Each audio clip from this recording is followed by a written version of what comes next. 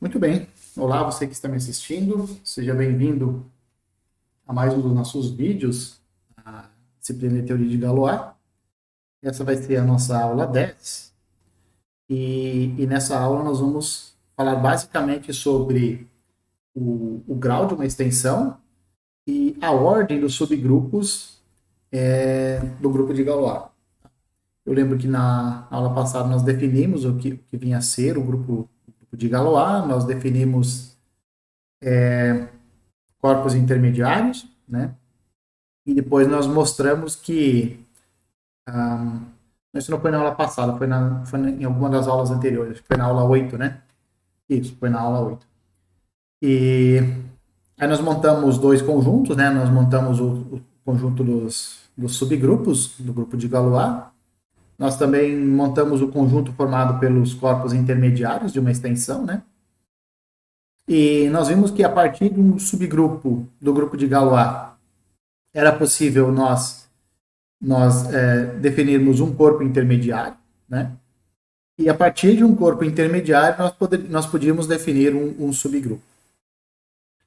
E aí, o que nós nos perguntamos é quando que essa correspondência entre subgrupos e corpos intermediários, quando que essa correspondência ela era biunívoca, né? Quando que ela era bijetora. Nós vimos a partir de exemplos, né, lá na aula 8, que pode acontecer, dependendo de como é a sua extensão, pode ser que essa correspondência seja já biunívoca, né? Mas nós também vimos exemplos em que essa extensão ela não era biunívoca. E eu lembro que eu comentei com vocês, olha, para nós termos uma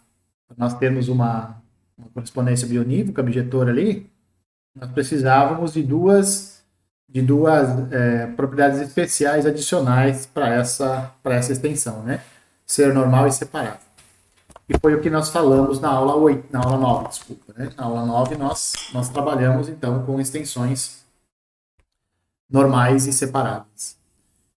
E hoje nós vamos continuar caminhando no sentido de mostrar que essa correspondência entre subgrupos e corpos intermediários, que essa é uma correspondência bionívoca. É claro que isso, como tudo na teoria de Galois, né, era um pouco mais difícil do que a gente imagina, né? Então, nós vamos fazer isso aos poucos, tá certo? Bom, então, como eu já mencionei, né, comparar a ordem de subgrupos do grupo de Galois com o grau da extensão, né? Esse vai ser o objetivo da aula. Só relembrando algumas coisas das aulas anteriores, né? Da aula 8 especialmente, quando nós definimos o grupo de Galois de uma extensão. Essa letra que se usa aqui é a letra gama, né? A gama substitui o G de Galois, né? Então, o grupo de Galois de uma extensão LK são todos os K automorfismos de L, ou seja, todos os automorfismos de L que fixam os elementos de K. Esse é o grupo de Galois. Uma definição que nós não demos lá atrás, porque nós não tínhamos ainda a noção de corpo de decomposição, né? Porque nós definimos o grupo de Galois na aula 8. E nós definimos o que vem a ser o corpo de decomposição de um polinômio na aula 9. Então, por isso que eu vou definir agora o que é o corpo de decomposição de um polinômio. Desculpa, o que é o grupo de Galois de um polinômio, tá? Então, dado um polinômio, com coeficientes num corpo K, se sigma é o corpo de decomposição desse polinômio, então o grupo de Galois da extensão sigma K, esse é o grupo de Galois do polinômio, tá? Que é uma coisa relativamente natural, né? Então, nós temos a definição de grupo de Galois de uma extensão, quer definir um polinômio, então você tem que de alguma forma construir uma extensão a partir desse polinômio. Como o polinômio tem coeficientes no corpo K, então um corpo você já tem, então você precisa de um corpo adicional para ter uma extensão. Esse corpo adicional, o mais natural possível, realmente é pegar o corpo de decomposição, tá? Então, essa é uma das importâncias do corpo de decomposição, né? Lembrando que o corpo de decomposição é o menor corpo onde o polinômio se escreve como produto de fatores lineares. Bom, então essa é a definição para essa definição de grupo de Galois de um polinômio. Lembrando também aqui que vem a ser um corpo intermediário, né? Então, dada uma extensão LK, então, se é uma extensão, a gente assume que o K está contido no L, né? Um subgrupo, subcorpo, um subcorpo de L que contém K, ou seja, todo corpo que satisfaz uma coisa desse tipo aqui, ele é chamado de corpo intermediário da extensão. É justamente porque ele fica aqui nesse meio campo entre o K e o L, né? Se num jogo de futebol o K fosse o goleiro e o L fosse os atacantes, esses M's aqui, eles são os meio campos, né? Então é por isso que eles são chamados de corpos intermediários. Né? Para cada corpo intermediário, então, nós associamos um grupo, né? Esse grupo nós chamamos ele denotamos ele por M estrela, né? E ele é o grupo de Galois da extensão LM, né? Ou seja, o que grupo é esse, né? São todos aqui é L, tá? Aqui já apareceu o primeiro erro, né? Aqui, que são os sigmas de L em L que fixam os elementos de M, tá? Então aqui, como é o gama de LM, tem que ser os automorfismos de L que fixam os elementos de M. Então esse é o M estrela. Beleza. Como esses automorfismos de L fixam os elementos de M e o K está contido no M, então cada um dos automorfismos que estão nesse grupo, eles também são K-automorfismos de L. Tá? E por serem K-automorfismos de L, então esse conjunto aqui, esse grupo está contido no grupo de Galois da extensão. Portanto, isso daqui é um subgrupo do grupo de Galois da extensão. E aí nós temos, então, que a partir de um corpo intermediário, nós construímos um subgrupo do grupo de Galois. Para cada corpo intermediário, você pode fazer isso. Esse é o próximo comentário, né? Esse daqui é um subgrupo do grupo de Galois. Reciprocamente, né? Dado um subgrupo do grupo de Galois, nós construímos um corpo intermediário. Isso aqui é um pouco mais difícil de você ver que é um corpo, mas isso aqui já foi feito lá na aula 8, né? E esse corpo intermediário, a gente denota ele por H+, e ele é definido da seguinte forma. São todos os elementos de A, são todos os elementos de L, que são fixos por todos os elementos de H. Como o H ele é um subgrupo do grupo de Galois, então no H só tem automorfismos de L. Então são automorfismos, ele é um subgrupo de funções, né? Um subgrupo de automorfismos que fixam os elementos de K. Tá certo? E quem está aqui dentro? Aqui dentro está, então, todos os elementos de L que são fixos por todos os elementos de H. É claro que o corpo K está contido aqui dentro, né? Porque como o H é um subgrupo do grupo de Galois, e no grupo de Galois só tem automorfismos que fixam os elementos de K, né? Então, claramente, se você pega um elemento de K, esse elemento de K ele é fixo por todos os elementos de H. Pelo menos esses são, né? Então, de fato, isso aqui é um subcorpo, isso é um subcorpo de L, e o K naturalmente está contido aqui dentro.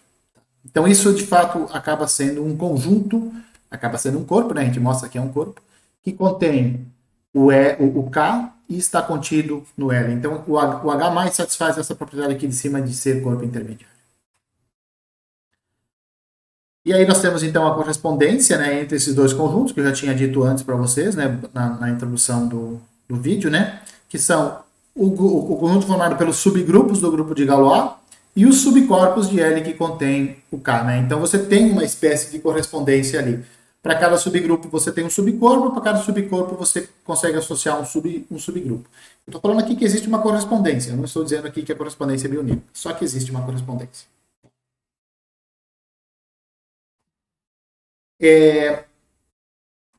Quando nós formos provar o teorema fundamental da teoria de Galois, eu acho que vai ser lá na aula 12, se eu não me engano.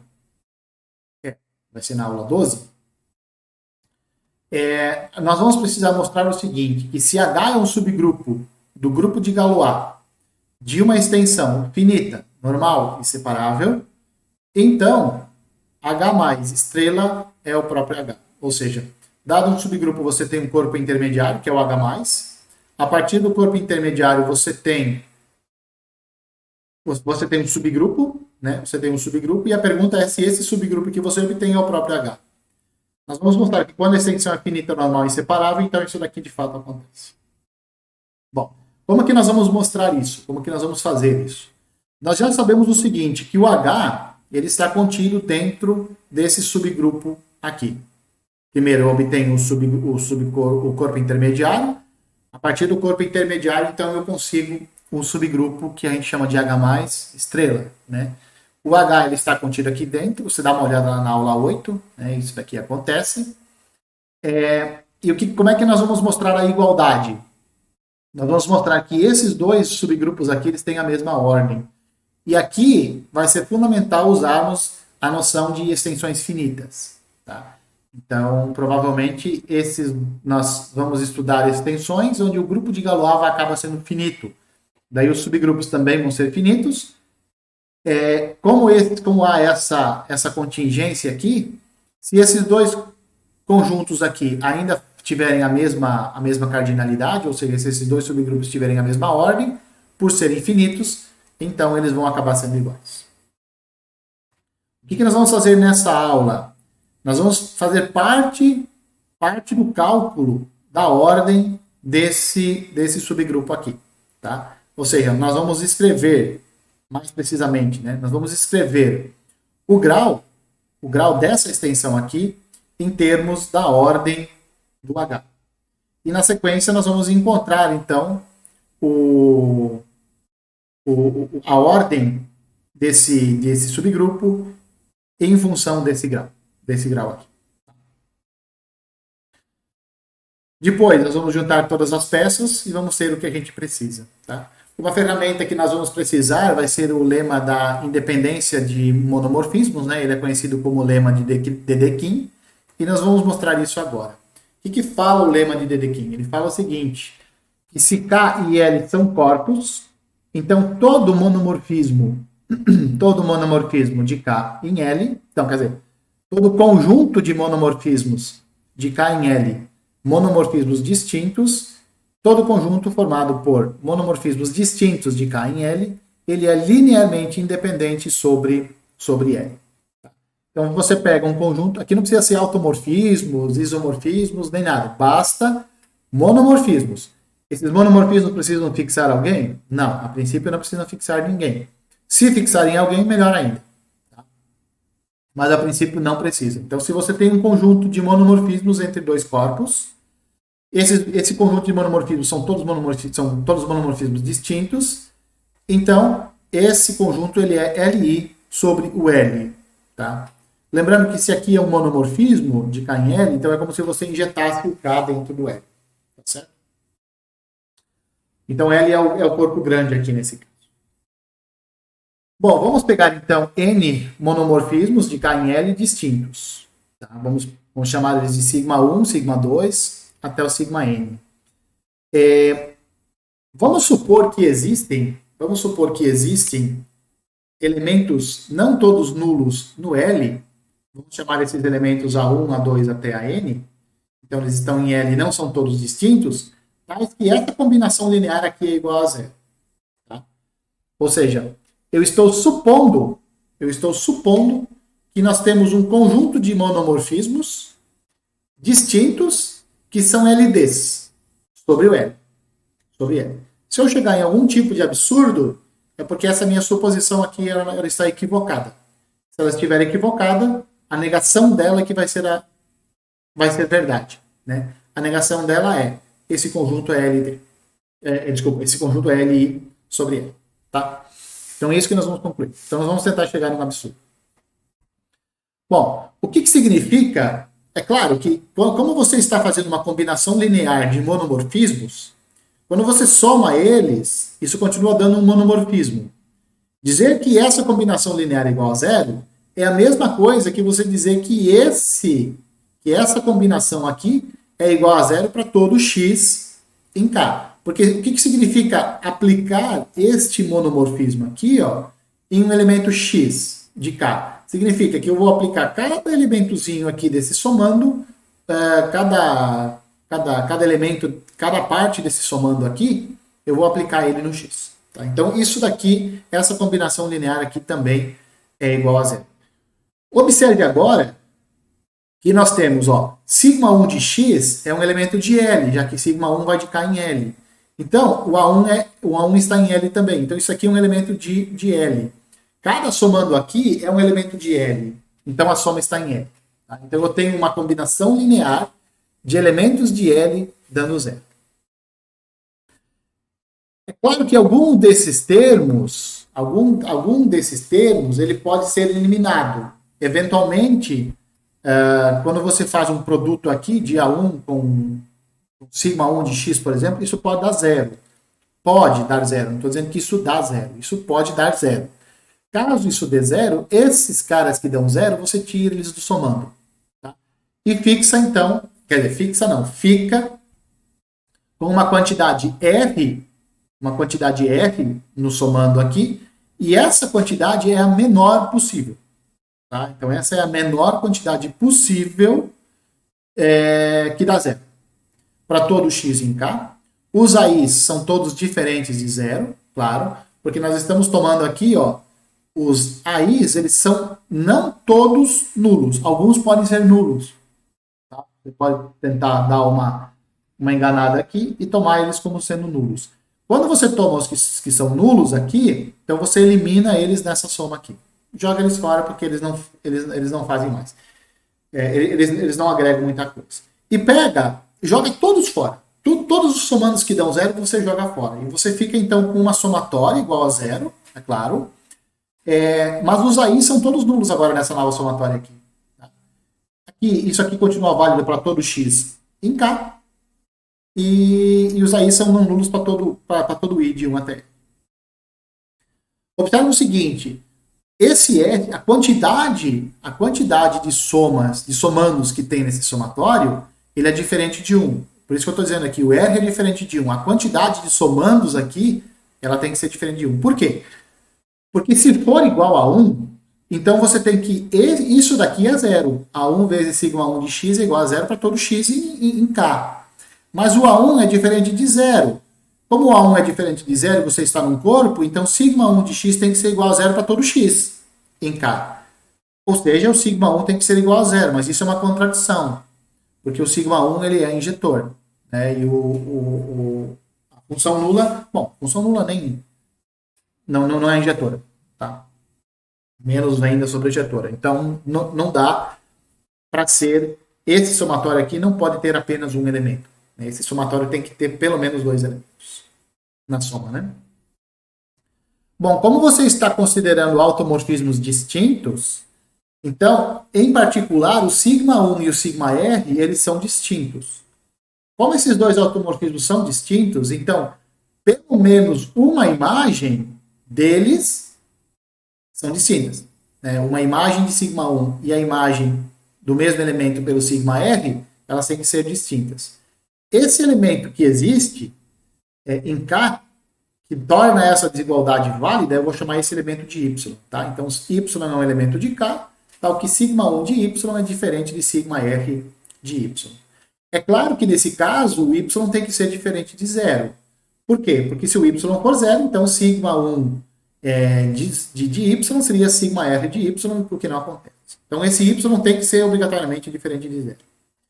Agora, vamos voltar lá na equação 1. Você sabe qual é a equação 1? Não sabe. Não lembrou. Então, eu vou mostrar para você. Nessa igualdade aqui. Ó, né? A1 sigma 1 de x, a f sigma r de x igual a zero. Nessa igualdade, eu vou trocar y por xy. Então, eu vou ter isso daqui, que vai ser uma segunda equação. Por que apareceu sigma 1 de Y, sigma 1 de X? Porque as sigmas is, elas são automorfismos, né? Então elas abrem para o produto. Então isso daqui é válido. Tá? Agora, olha só. Eu vou multiplicar a equação 1 por sigma 1 de Y. Qual é a equação 1?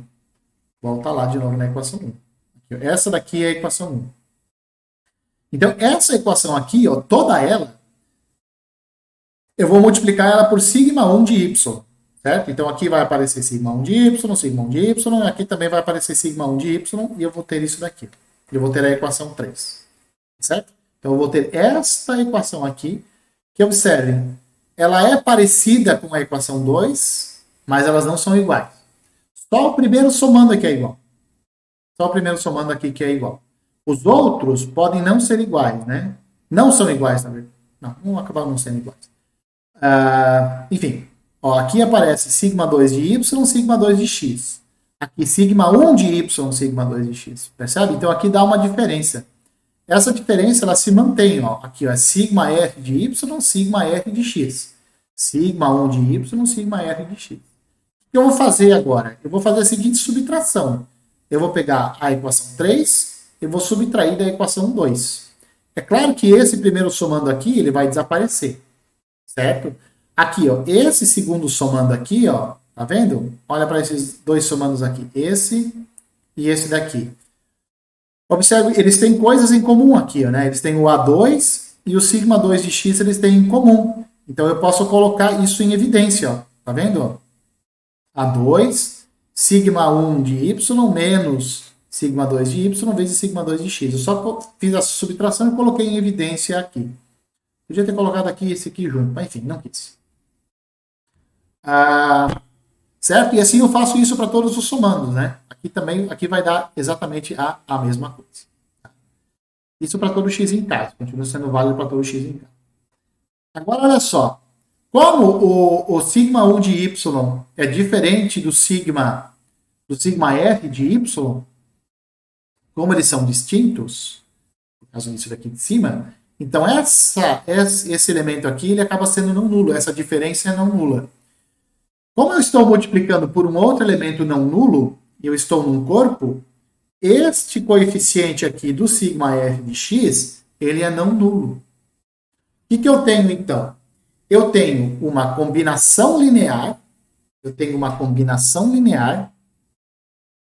de sigma 2 de x, sigma 3 de x, sigma 4 de x, sigma f de x, dando zero, com os coeficientes não sendo todos nulos. Né? E o que eu tenho, então? Eu tenho que isso é uma contradição. Por quê? Porque o R, a menor quantidade possível de elementos LDs, é R. Lembra daquela minimalidade que nós definimos lá atrás? Lembra quando eu disse assim, olha, naquele somando lá, o que tiver zero, você joga todos fora. Todos os somandos que aparecem lá que são nulos, você joga fora. Você lembra disso? E nós ficamos só com a quantidade R de elementos dando zero. É uma somatória, né? Mínima possível de combinação do sigma is dando igual a zero. E aqui nós obtemos uma combinação menor do que aquela lá, dando zero. Então isso contradiz a minimalidade. O que acontece então? Essa equação aqui é igual a zero, só pode ocorrer quando os AIs forem todos iguais a zero.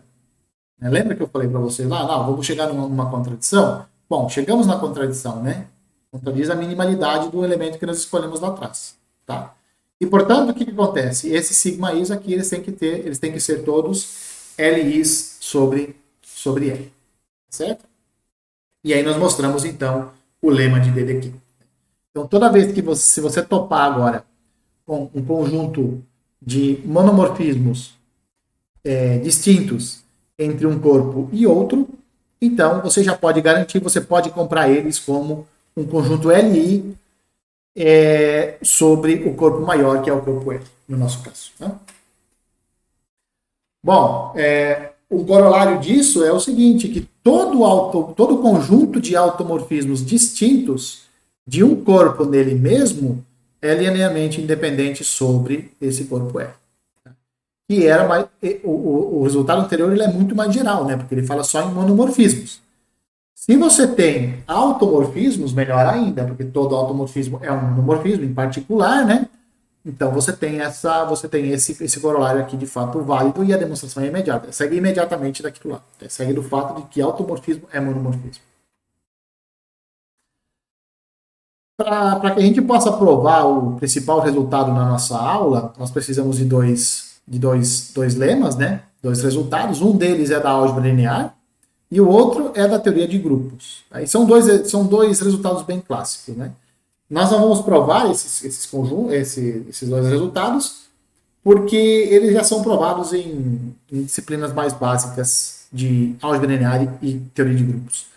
O primeiro fala o seguinte, né, que todo sistema homogêneo de equações lineares com n equações e n incógnitas, ou seja, com n maior e com n maior do que m, ou seja, mais incógnitas do que equações, todo sistema homogêneo desse tipo, que tem mais equações, que tem mais incógnitas do que equações, um sistema desse tipo tem solução não trivial.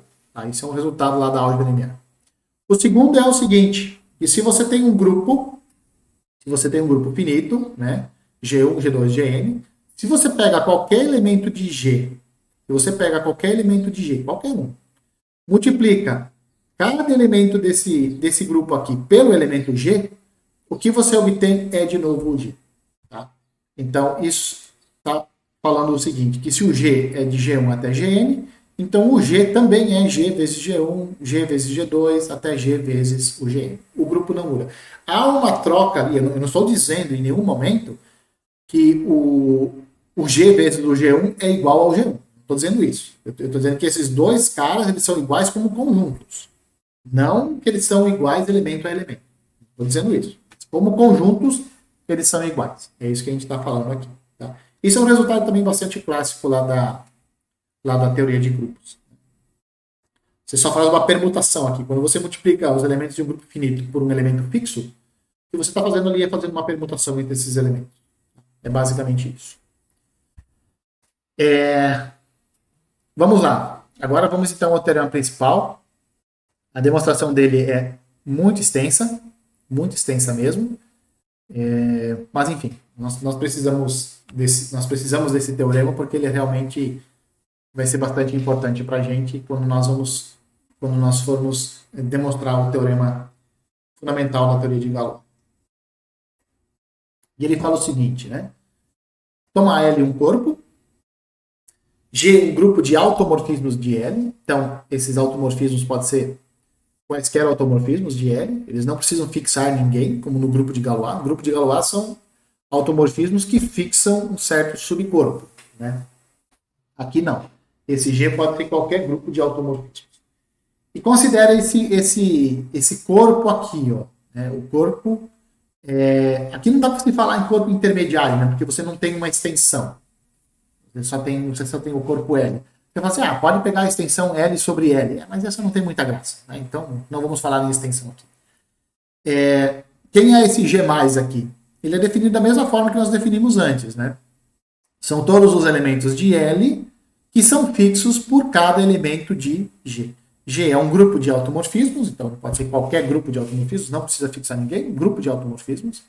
E você coleciona, então, aqueles elementos que são fixos por todos os elementos desse grupo de automorfismos que a gente chama de G. Agora sim, com o G+, agora você tem uma extensão. Você tem a extensão L e G+. Se essa é uma extensão finita, ou seja, se o grau dessa extensão é finita, então o grupo G é finito. Olha que interessante, né? Então, esse grupo de automorfismo aqui, ele tem que ser finito caso essa extensão aqui seja uma extensão finita. Então, não adianta você querer pegar um grupo infinito aqui e querer que essa extensão aqui seja finita. Isso você não vai conseguir. Tá? E nesse caso, nós temos ainda mais, o grau da extensão vai ser igual à ordem do grupo em questão. Tá? Então, é isso aqui que nós vamos mostrar. Mostrar que o grupo é finito, é a parte mais fácil desse teorema. Essa é a parte mais fácil da demonstração. É um pouco extensa, mas não é tudo isso. Qual vai ser o pior? O pior vai ser mostrar que esses dois números aqui são iguais. Mostrar que o grau dessa extensão e a ordem desse grupo são iguais. Não sei se vocês estão ligados, mas isso aqui é um número natural e isso aqui também é um número natural. Quando você tem dois números naturais, pode acontecer três coisas. Um deles é maior que o outro, ou o outro é maior do que o primeiro, ou os dois são iguais. Essas são as três possibilidades. Nós queremos mostrar que esses dois números são iguais. Então, o que nós vamos fazer? Nós vamos mostrar que esse número aqui não pode ser maior que aquele e que esse número aqui não pode ser maior que aquele lá. Ou seja, a desigualdade aqui, as duas desigualdades possíveis, elas não vão valer. Tá? Então, como essas duas desigualdades não vão valer, só vai poder valer a igualdade. É isso que a gente vai tentar fazer. Certo? Então, vamos lá, vamos começar. Bom, vamos imaginar, só para dar nome aos bois aqui e tudo ficar um pouco mais simples, vamos imaginar que o grau da extensão é m e nós estamos assumindo por hipótese que ela é finita.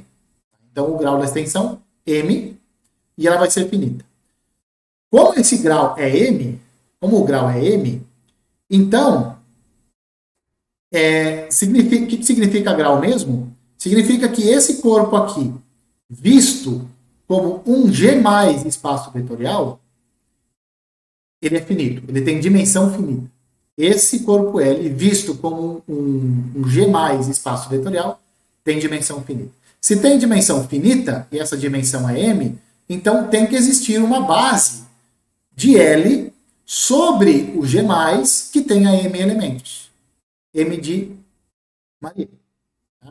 X1, X2 até Xn. Então, essa vai ser a base de L sobre esse corpo aqui, que é o corpo G+.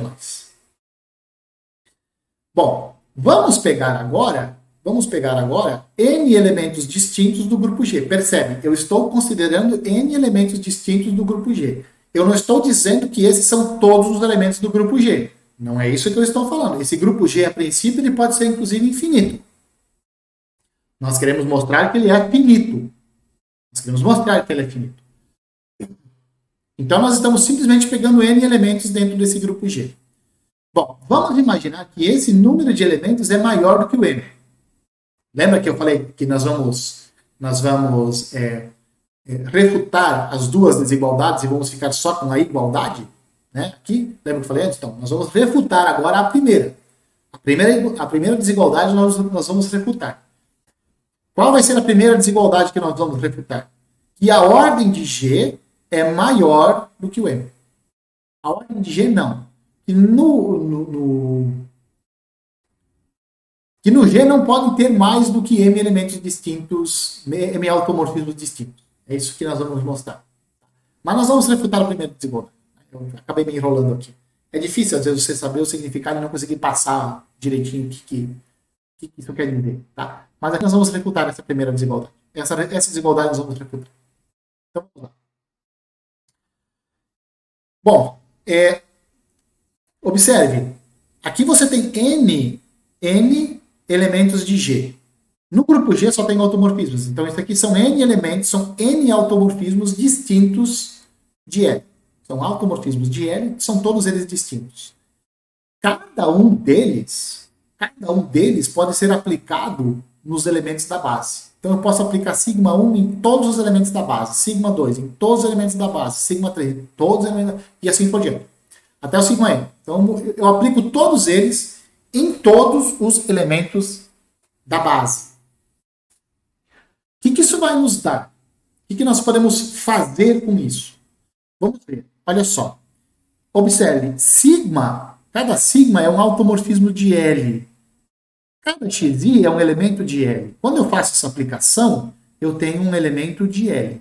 Então, cada um desses M vezes N elementos que eu obtive são elementos de L.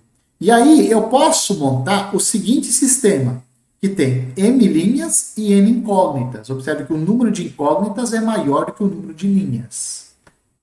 Dá uma olhadinha lá o que diz o lema 1 do slide anterior.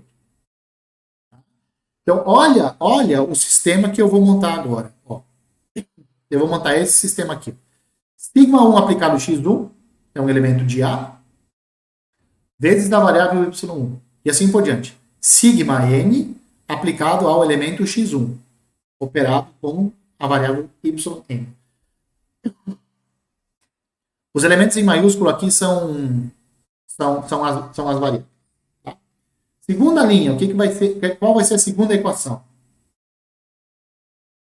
Sigma 1 de x vezes y1 mais sigma n de x, yn igual a zero. E assim por diante. Assim eu vou montando todas as equações e no final eu vou ter sigma 1 de xn, de xm, operado com y1, mais sigma n de xm, aplicado em ym, isso aqui dando zero. Tá? Muito bem. Tá, então eu tenho esse sistema aqui, que tem m linhas, 1, 2, 3, até m linhas, n incógnitas, x1, até aqui é xn, tá? É um xn. Incógnitas, né? y1, y2 até yn, tá? Então são n incógnitas e m linhas, certo? Beleza. Agora, observe que o número de incógnitas é maior do que o número de linhas. Então, o que diz o nosso lema 1? Que existe uma solução não trivial para esse sistema. Dizer que existe uma solução não trivial para esse sistema aqui, dá uma olhada aqui, ó. Observe que em cada linha, o x fica fixo. Tá vendo? Em cada linha, o x é fixo. O índice do sigma varia de 1 até n, e o índice da variável também varia de 1 até n. Certo? Mas o argumento dos automorfismos aqui, os x's, eles são fixos. Tá? Então, o que nós vamos ter? Como há uma solução não trivial para esse sistema, então eu posso dizer que isso daqui é igual a zero, isso daqui é igual a zero, para todo xi de 1 até n. Esses y que aparecem aqui, ó, eles são não todos nulos. Tá? Pelo menos um aqui dentro, pelo menos um dessa coleção é não nulo. Beleza. Como cada sigma i que aparece ali é um automorfismo de L e ele fixa os elementos do G+, né, justamente porque no G+, estão os elementos que são fixos por esses sigmas aqui. Né? Então, o que nós temos? Que cada sigma i aqui, ele é G+ linear. Por quê? Porque se você pegar o sigma i e aplicar no AX, onde A está no G+, e o X está em L, sigma i aplicado em AX, como é automorfismo, isso dá sigma i de A, sigma i de X. Ora, mas sigma i de A é o próprio A, porque o A está no G+, e no G+, estão os elementos fixos pelos elementos de G. Tá? Então dá isso daqui. Moral da história, realmente cada sigma i, ele é um automorfismo G+ linear. Ou seja, cada sigma i expulsa os coeficientes, os escalares que estão no G+. Tá? Então, cada sigma i é G+ linear. Agora, observe o seguinte, ó. Cada uma dessas transformações lineares aqui, ela se anula em todos os elementos da base de L sobre G+. Então, isso aqui é uma transformação linear. Cada uma delas, né? Quer dizer, essa transformação linear aqui, ela anula todos os elementos da base. Aqui, tá vendo? Anula cada elemento da base aqui. Então, essa transformação linear anula todos os elementos da base de L sobre G+. Se ela anula todos os elementos da base, ela anula todos os elementos de L. Bom, se ela anula todos os elementos de L, significa que essa transformação linear aqui é a transformação linear nula. Agora, o que nós podemos concluir, então? Que esses automorfismos aqui, eles são LDs sobre L. Mas isso é uma contradição com o lema de Dedekind. Por que fala o lema de Dedekind? E se você tem o lema de Dedekind também, mas o corolário, vamos dizer que ele contradiz o corolário. Por quê?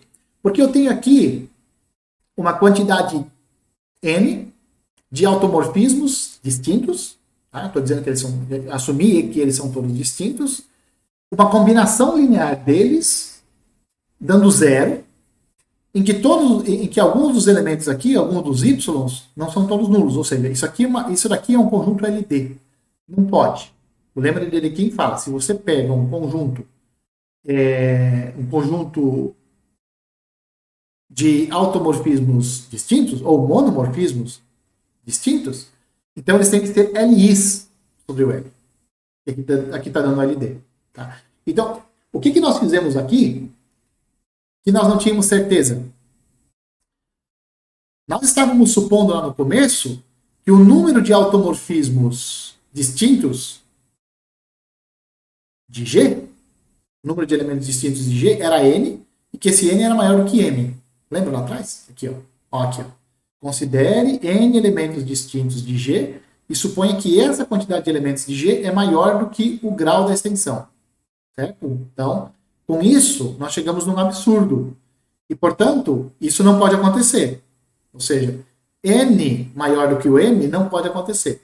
Se essa daqui não pode acontecer, a negação tem que ser a verdadeira. Qual é a negação? Que o N é menor ou igual a M. Ou seja, o número de elementos distintos de G é menor ou igual ao grau dessa extensão LG+. O que nós temos, então? Como isso daqui é finito, então a ordem de G também tem que ser finita. O número de elementos de G tem que ser menor ou igual ao grau da extensão, então a ordem de G tem que ser finita. E o que nós temos, então? Nós temos o seguinte, né? Desculpa. Nós temos o seguinte, que a ordem, o grau da extensão, que é M, se a ordem de G for N, tá? Então o grau da extensão é M, e esse M é maior do que o tá? Então o grau da extensão é maior ou igual à ordem do grupo G. Tá? Muito bem. Agora vamos refutar a outra.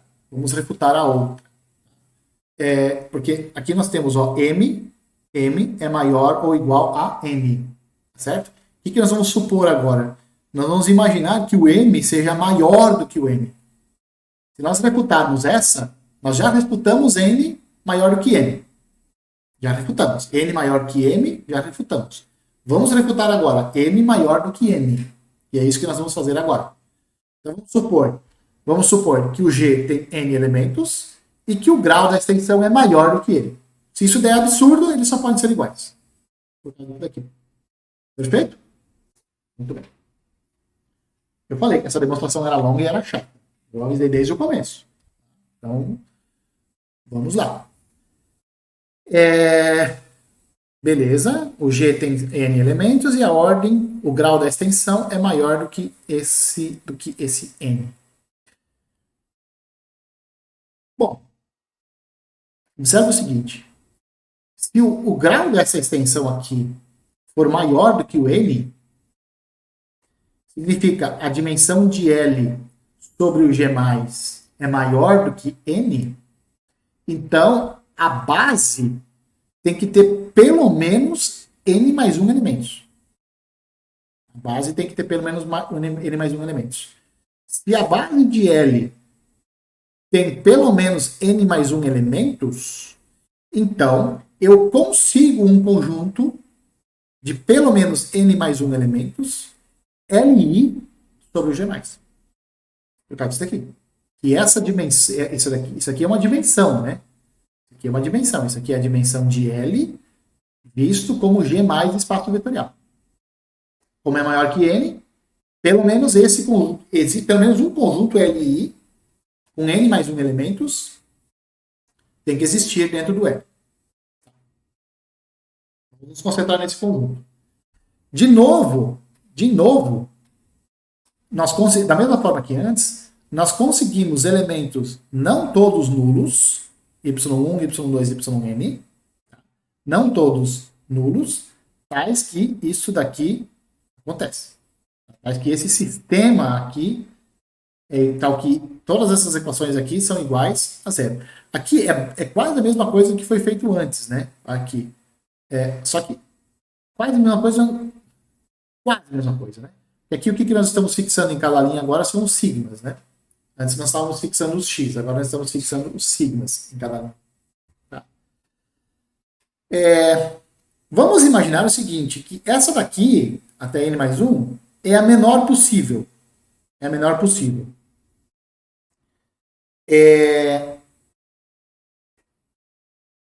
E a menos de renumeração dos índices, né? Aqui tem que ser R, tá? Aqui é R, não N mais 1. Desculpa.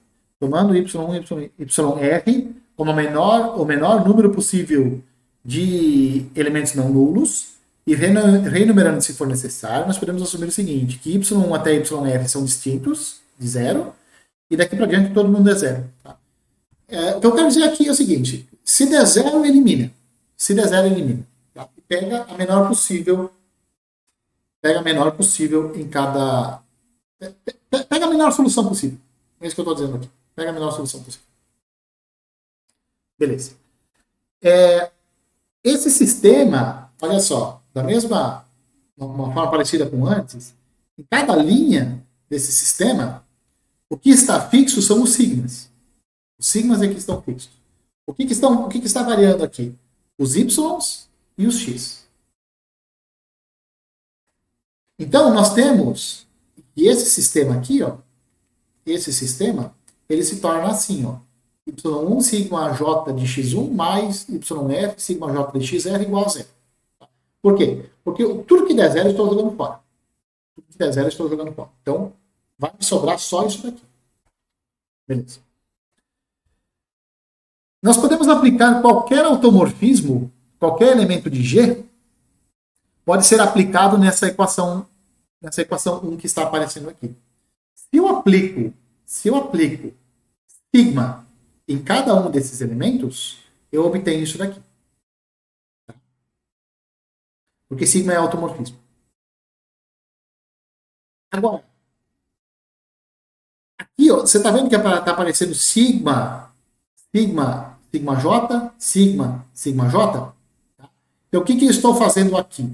Eu estou apenas permutando os elementos de G. Lembra aquele lema 2? Aquele lema 2 fala isso. Olha isso daqui como um sistema, tá? Isso daqui é um sistema, não é uma única equação, é um sistema. Tá? Porque o J está variando aqui, né? Então, o que eu vou ter aqui? Eu vou ter que essa igualdade aqui, ela é verdadeira. Tá? Essa igualdade aqui é verdadeira porque esses caras aqui eles só permutam os elementos de G. Agora eu vou multiplicar essa equação 2 aqui, vou multiplicar essa equação 2 por y1 e vou subtrair da equação 1 multiplicada por sigma 1 de y. Então eu vou pegar essa equação aqui, vou multiplicá-la por sigma 1 de y, tá? Vou multiplicar essa daqui por y1 e vou subtrair essa equação 2, essa daqui, multiplicada por y1, dessa daqui multiplicada por sigma de y1. Minha sugestão, dá uma pausa aqui e verifica e faça essas contas aqui. Tá? Aqui eu só estou simplificando. Quando eu faço essa subtração, eu obtenho essa igualdade aqui. Se eu multiplicar, ó, eu vou multiplicar aqui em cima por sigma 1 de y. Tá vendo? Então aqui vai aparecer y1, sigma 1 de y, sigma j de x1. YF, sigma 1 de y, sigma j de xr. Só multipliquei aqui por sigma 1 de y. Pega essa 2 aqui, ó, pega essa equação 2 e multiplica ela por y1. Quando eu multiplicar ela por y1 e fizer a subtração com a anterior, os primeiros somandos aqui eles vão desaparecer. E aí eu vou ter essa equação aqui dando zero. Para todo J. Isso para todo J. Muito bem. Mas R, quem que é o R? É o menor número possível de soluções não nulas do sistema estrela. Aquele sistema estrela lá de trás. E o que nós devemos ter, então? Que todos esses coeficientes aqui, esses coeficientes que aparecem aqui, ó, tá vendo? Esses coeficientes que aparecem aqui, eles têm que ser todos nulos. Todos eles têm que ser nulos. Então, o que eu vou ter? Já que essa igualdade aqui é igual a zero, então eu vou ter isso daqui. Isso daqui é verdadeiro. Aqui, é claro, como eu estou num corpo e os y são diferentes de zero, eu estou assumindo que de y até yr eles são distintos de zero, todos eles têm inverso. Então eu tenho essa igualdade aqui. Ó, aqui o que eu fiz? Eu igualei eles, né? Como isso daqui é igual a zero, então esse sujeito é igual a esse daqui. Passei o y1 para o outro lado, né? O inverso.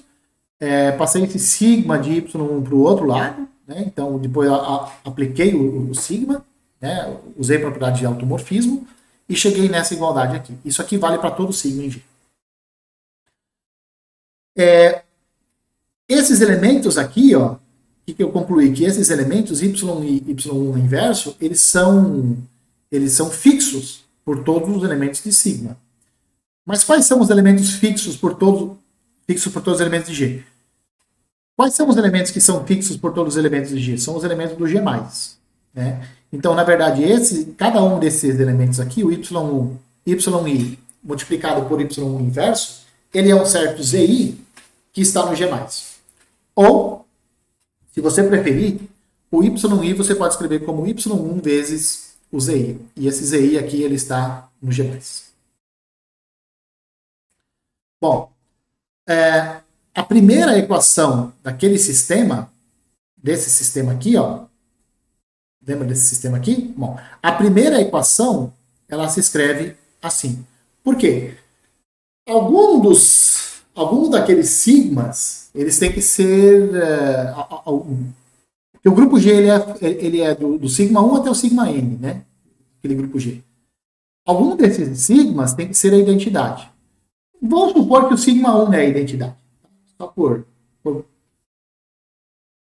uma questão de comodidade. Tá? Então, o sigma 1 é a identidade. Como o sigma 1 é a identidade, então eu tenho essa igualdade aqui, dando zero. Porque provém daqui. Tá? Agora, lembra quem que é o yi?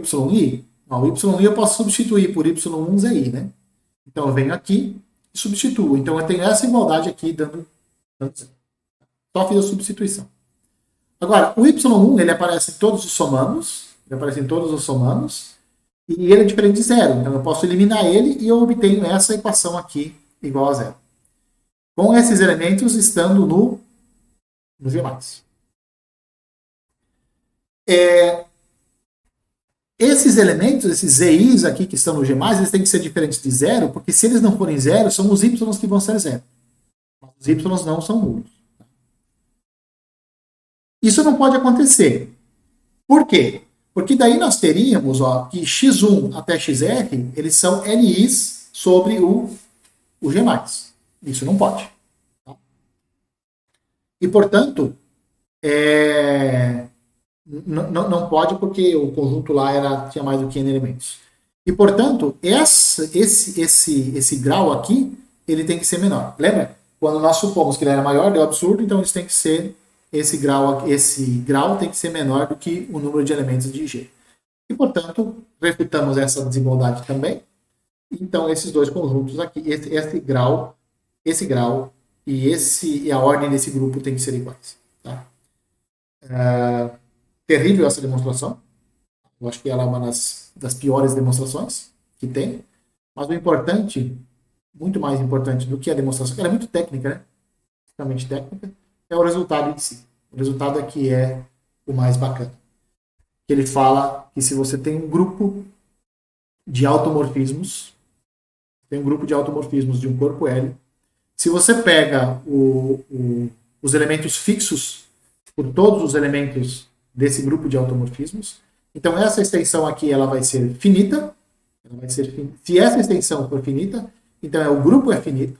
E mais ainda, a ordem do grupo é exatamente igual ao grau da extensão. Tá? Então, isso aqui tem que ser bastante importante para a gente. Que vai ser bastante importante. Muito bem? Muito gigante essa demonstração. Como um corolário. Se o H é um subgrupo finito do grupo de automorfismos de L, então o H é igual ao H mais estrela. Segundo, se você tem uma extensão finita, LK, e H é um subgrupo do grupo de Galois, então olha só, o grau dessa extensão aqui é esse quociente aqui. É o índice, é o grau da extensão LK dividido pela ordem do subgrupo H. Tá? Então, repetindo aqui, se o H é um subgrupo finito do grupo dos automorfismos de L, então isso daqui vai. O H mais é igual, o H mais estrela é o próprio H. Tá? E se o LK é uma extensão finita, e H é um subgrupo do grupo de Galois, então essa extensão aqui, o grau dessa extensão é esse quociente aqui. Bom, como nós já tínhamos visto lá na aula 8, o H+, ele é igual a H mais estrela mais. Então, quando você faz todos esses processos aqui, pega o H, calcula o corpo intermediário, depois calcula o subgrupo associado a ele, e depois você calcula de novo o corpo intermediário. Quando você faz essas três coisas, é a mesma coisa que calcular o corpo intermediário. Tá? E o que nós temos pelo lema anterior? Pelo lema anterior, nós temos que essa extensão aqui, ó, o grau dessa extensão, tem que ser igual ao H. Tá? Mas essa extensão aqui, o grau dessa extensão é igual ao grau dessa extensão, e isso aqui é H mais estrela. Tá? É igual a esse subgrupo aqui. Aqui eu apliquei o teorema, desculpa. Daqui para cá eu apliquei o teorema, e daqui para cá eu também apliquei o teorema. Essa igualdade aqui vale porque esses dois corpos intermediários aqui são iguais. Tá certo? E aí eu falei o que eu falei para você, né? Esse grupo está contido aqui, ele é finito, tá? Esses dois caras são finitos, e portanto nós temos que ter a igualdade valendo aqui. Também, para provar o item 2, essa extensão aqui, ó, pelo teorema da torre, é o produto, esse grau aqui é o produto desses dois graus aqui. Isso vem do teorema da torre. O que vem do teorema anterior? Que essa extensão aqui tem ordem H. Então aqui você pode substituir por ordem de H e, portanto, você vai ter essa igualdade aqui no item B. Certo? Muito bem. Se nós tomarmos L como sendo o corpo dos complexos e G como sendo o grupo de automorfismos formado pela identidade e pela conjugação, então o que nós temos? Nós temos que o grupo G ele é um grupo finito de automorfismos de L. Lembra quem é o corpo fixo de G? Quais são os elementos fixos pela identidade e pela conjugação? São os números reais. Portanto, nós temos então que o G+, é o corpo dos reais. Tá? Nós sabemos que o grau dessa extensão é 2, né? E isso confirma então que esse grau aqui, o grau dessa extensão é 2, que é exatamente a ordem de G. Então, só uma aplicação lá do teorema, uma verificação do teorema. Um outro exemplo, pega L como sendo a extensão obtida dos racionais adicionado o W. Quem é esse W? É uma raiz da unidade, mas não é a raiz igual a 1. Então, é uma raiz da unidade que não é 1. Então, o W é diferente de 1, mas ele é uma raiz quinta da unidade. Tá? Vamos considerar os seguintes Q automorfismos de L. Esses são esses aqui. Para cada I de 1 até 4, você define o sigma 1 da seguinte forma, né? Ela vai levar o W no W elevado a I. E você estende linearmente para os demais elementos desse corpo. Mas o W vai ser levado no WI.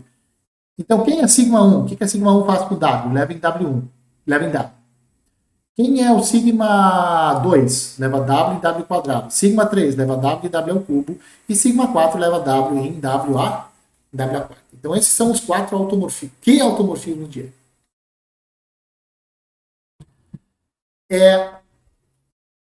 esse conjunto formado por esses 4 Q-automorfismos, ele é um subgrupo finito dos automorfismos de Q+. Né? E, certamente, os elementos daqui que são fixos por todos os elementos de G, que são fixos por todos, é o conjunto dos números racionais. O que diz o teorema anterior, então? O teorema anterior fala que essa extensão aqui, o grau dessa extensão é igual à ordem do grupo G. O grupo G tem 4 elementos, né? Mas como o G+ é o próprio Q, então o grau dessa extensão é 4. Então essa extensão aqui tem grau 4. Nós já sabemos disso, né? Nós já sabemos disso porque o W ele é a raiz desse polinômio ciclotômico aqui, sobre Q. E ele tem grau 4. Né? Então, como ela é a raiz desse polinômio irredutível aqui, sobre os racionais, então esse polinômio é o polinômio minimal do W, ele tem grau 4, então, de fato, essa extensão aqui teria que ter grau 4. Então, essa é uma outra forma de achar o grau da extensão. Tá? E dessa forma, então, nós temos que o QW ele é dado por esses elementos aqui. A mais BW, mais BW ao quadrado, mais BW ao cubo. Bom, nós vamos estudar agora um pouco sobre K-monomorfismos, tá? E eles vão nos auxiliar, esse estudo aqui de K-monomorfismos vão nos auxiliar no estudo de K-automorfismos. Tá? E os K-automorfismos eles vão fazer parte do grupo de Galois, que é o objetivo do nosso estudo. Então, considera duas extensões sobre o mesmo corpo, então LK e MK são duas extensões do mesmo corpo, né? O que vem a ser um K-monomorfismo de M em L? É um monomorfismo de corpos que fixa os elementos de K. É muito parecido com K-automorfismo. Né? Em vez de K-automorfismo, estamos pegando os K-monomorfismos entre dois corpos. Tá? Então, K-monomorfismo entre dois corpos M e L são todos os monomorfismos de M em L que fixam os elementos de K. Em geral, isso aqui é verdade, né? Que se você tem uma extensão de corpos LK e M um corpo intermediário, tá? Se isso aqui são 3 corpos, né? Se você tomar um K-automorfismo de L, se você tem um K-automorfismo de L, esse K-automorfismo de L, ele induz um K-monomorfismo de M em L. De que forma? Restringindo a φ aos elementos de M. Restringindo φ ao corpo M. Tá certo? Você tem que φ é um automorfismo de L, então ela vai de L em L. Você pode restringir o domínio ao M, e aí você tem um monomorfismo de M em L, e é claro que os elementos de K são fixos. O que nós temos então? Que cada K-automorfismo de L induz um K-monomorfismo de M em L. A pergunta é se vale a inversa. Ou seja, o que significa a inversa? Que todo K-monomorfismo se estende a um K-automorfismo de L. É isso que nós vamos tentar mostrar agora nesse teorema. Tá? E ela fala o seguinte, que se LK é uma extensão finita, normal, e K está contido em M, está contido em L, tá? Suponha isso, então LK é uma extensão finita, normal, e você tem esses 3 corpos aqui, um contido no outro. Pega tal um K-monomorfismo de M em L. Então, existe um K-automorfismo de L, cuja restrição é o próprio tal. Tá? É isso que nós vamos mostrar agora. Né?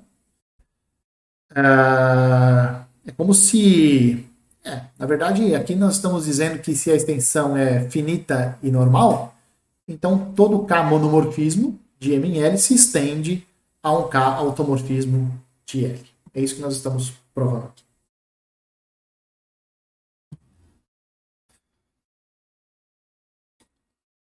O que nós temos por um resultado que nós já vimos? E como a extensão é normal e finita, então esse L, ele é o corpo, porque aqui nós estamos supondo que o LK é uma extensão finita e normal, né? Ser finita e normal significa que o L é o corpo de decomposição de algum polinômio f sobre k.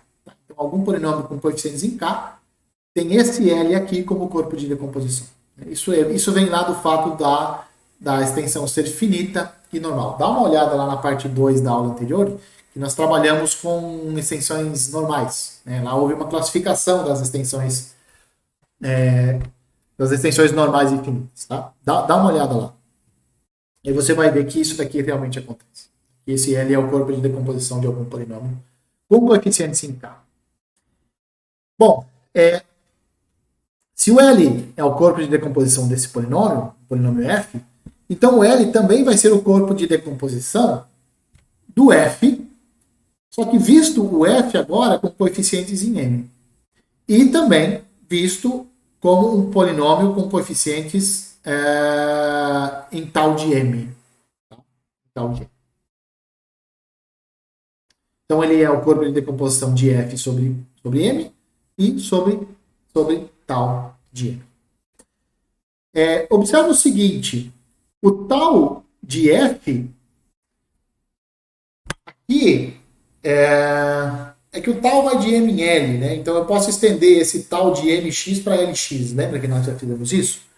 E nós sempre denotamos pela mesma letra. Então aqui é só uma extensão. Tá? E o tal de f é o próprio f. Por quê? Porque o tal de a é igual a para todo a em k. Ou seja, o tal fixa os elementos de k. Então por isso que nós temos essa igualdade aqui. Considere o seguinte diagrama. Ó. Aqui, ó, de m para tal de m, nós temos um isomorfismo.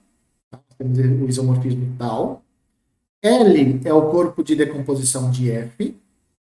E de tal de f. Então, por um resultado que nós já provamos anteriormente, você consegue um isomorfismo entre L, um isomorfismo de L, cuja restrição ao M é o próprio tal. Eu não vou lembrar agora qual que é o eu acho que é a aula 9. Eu acho que é na primeira parte. Eu acredito que seja na primeira parte da aula 9. Que, como esses dois polinômios aqui, eles têm o mesmo corpo de decomposição, né, que é o corpo L, então você consegue um isomorfismo de L em L, né, ou seja, um automorfismo, cuja restrição ao M é o próprio tal. Como o sigma de A é igual a tal de A, que é igual a para todo K, para todo A em K, então o sigma ele acaba sendo um K automorfismo de L. E, portanto, nós temos, então, o resultado desejado. Né? Ou seja, essa tal aqui, ela se estende a um isomorfismo de L que fixa os elementos de K.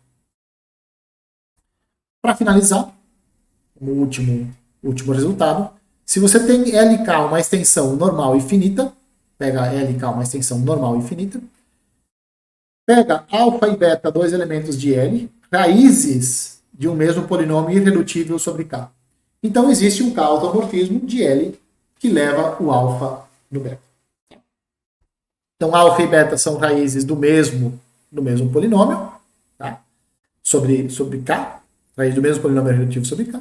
Então, você consegue um automorfismo de L que leva o alfa no beta. Isso para extensões normais e finitas. O que nós já vimos? Que existe um automorfismo entre K-alfa e K-beta, tal que tal de A é igual a para todo A em K, ou seja, fixa os elementos de K, e o tal leva alfa no beta. Isso aqui eu não lembro agora qual foi o vídeo que nós vimos isso. Mas nós vimos isso em talvez na aula 7, alguma coisa assim, né? E como o alfa e o beta, eles têm o mesmo polinômio irredutível sobre K, então essas duas extensões algébricas simples, né? Essas duas extensões simples aqui, elas são isomorfas, existe um isomorfismo entre elas. Esse isomorfismo fixa os elementos de K, e mais, esse isomorfismo leva a alfa numérica. Agora, olha só, o K alfa está contido em L, né? E mais ainda, essa tal aqui, ele é um K monomorfismo. Claro. Estou pegando a tal aqui, né?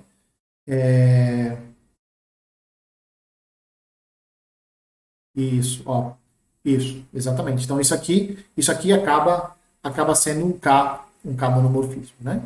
O que diz o teorema anterior?